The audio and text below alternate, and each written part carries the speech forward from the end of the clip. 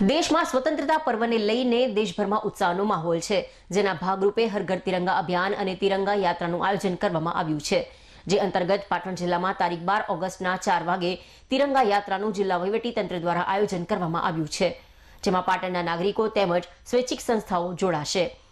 દેશમાં હર ઘર તિરંગા કાર્યક્રમનું દેશભરમાં આયોજન કરવામાં આવ્યું છે. ઐતિહાસિક ધરોહર ધરાવતા પાટણ જિલ્લો પણ તેમાં અગ્રેસર બને તે માટે જિલ્લા કલેક્ટર અરવિંદ વિજયનના અધ્યક્ષસ્થાને હર ઘર તિરંગા અભિયાન અને તિરંગા યાત્રાના આયોજન જિલ્લા સેવા સદન ખાતે કરવામાં આવ્યું હતું.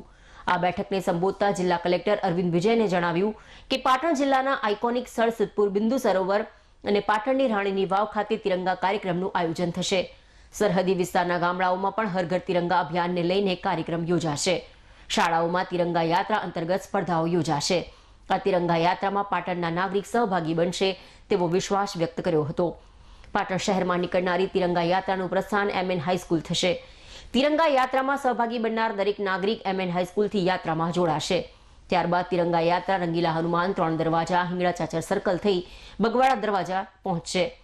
બગવાડા દરવાજાથી રેલવે સ્ટેશન વચ્ચે તિરંગા યાત્રાનો અંતિમ પડાવ હશે, જ્યારે રેલવે સ્ટેશન પર જ્યાં આપણો રાષ્ટ્રધ્વજ લહેરાઈ રહ્યો છે ત્યાં તિરંગા યાત્રાનું સમાપન થશે.